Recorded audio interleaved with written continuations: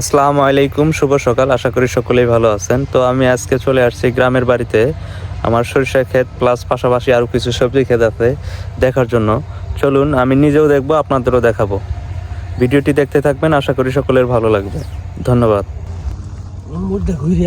এলে সব আম করে না, যা আছে সব আমার ছবি উঠবো না। হ্যাঁ, এই যে তোমার ছবি। এটা খুলি তাহলে এই যে এলে সব সব সব আঙ্গুর না এলে যা আছে ওই মাথা পর্যন্ত। সর্বনাশ।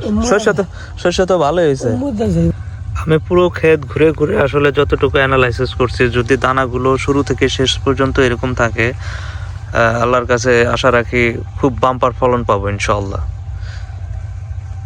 তো অনেকটা জুড়ে বেশ কিছু সরিষা লাগানো হয়েছে।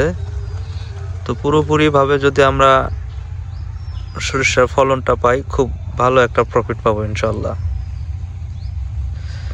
তো দোয়া রাখবেন যেন শেষ পর্যন্ত সরিষাগুলো খুব ভালোভাবেই টিকে থাকে। চলুন, এবার আমি দেখাবো আপনাদের অন্য কিছু। এই যে এটা হচ্ছে মরিচ গাছ। এরকম বেশ কিছু মরিচ গাছ প্লাস পেঁয়াজের গাছ সমন্বয়ে লাগানো আছে। এগুলো আমাদের খাওয়ার জন্য, এগুলো আসলে বাণিজ্যিকভাবে না, এটা খাওয়ার জন্য মূলত লাগানো। কারণ সংসারে অনেক কিছু প্রয়োজন হয়, তার মধ্যে অন্যতম কিছু ফলন হচ্ছে পেঁয়াজ মরিচ, সেই জন্য পেঁয়াজ লাগানো। আমি যদি আপনাদের একটা দেখানোর চেষ্টা করি,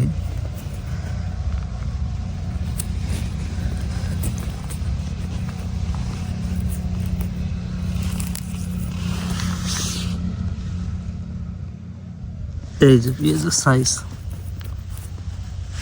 খুব সুন্দর সাইজ। এখানে রয়েছে রসুন, এখানে যেগুলো হচ্ছে রসুনের গাছ। এখানে লাগানো আছে ধনিয়া গাছ। আসলে শীতকালীন উল্লেখযোগ্য একটা সবজি হচ্ছে ধনিয়ার পাতা। এখানে লাগানো আছে আলু, নতুন আলু, শীতকালীন সবজি আলু। এই যে এখানে একটা বেগুন গাছ, শুধু একটা বেগুন গাছ না, এরকম অসংখ্য বেগুন গাছ আমার এখানে আছে। তো আমরা প্রতিনিয়ত এখান থেকে বেগুন হারভেস্ট করে থাকি। বেগুনের পাশাপাশি এখানেও কিছু পেঁয়াজ গাছ লাগানো আছে। এটা হচ্ছে আরেক ধরনের পেঁয়াজ, আমরা যেটাকে বলি ঝুরি পেঁয়াজ, ছোট ছোট পেঁয়াজ। এর আগে যে গাছটা দেখছেন আপনার, সেটা হচ্ছে আপনার বড় বড় পেঁয়াজ থাকে পাতা সহকারে। আর এটা হচ্ছে আপনার সারা বছর খাওয়ার জন্য যে আমরা সংগ্রহ করে থাকি, এটা হচ্ছে সেই পেঁয়াজ। আহা, এত ঘ্রাণ আসছে ধনিয়া পাতার, আসলে মোবাইলে তো ঘ্রাণটা পাঠানো সম্ভব নয়, এত ফ্লেভার আসতেছে, ঘ্রাণ একদম দেশি ধনিয়া পাতা। এই মুহূর্তে দেখতে পাচ্ছেন স্ক্রিনে অসাধারণ একটা দৃশ্য। শীতকালীন সবজি লাউ, লাউ গাছের ডগা, পাশাপাশি জাংলিতে রয়েছে অসংখ্য লাউ। শীতকালে লাউ, ধনিয়া পাতা, মাছ দিয়ে যদি রান্না করা যায়, এর চেয়ে টেস্টি আর খাবার কি হতে পারে।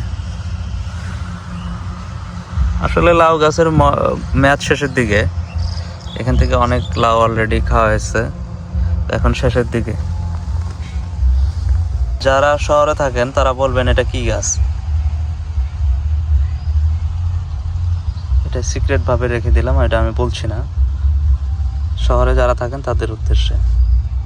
এই ছিল আমার সবচেয়ে ক্ষেতের সর্বশেষ আপডেট। তো সিক্রেট ভাবে একটা জিনিস রেখে গেলাম, এই গাছটার নাম অবশ্যই কমেন্ট বক্সে জানাবেন।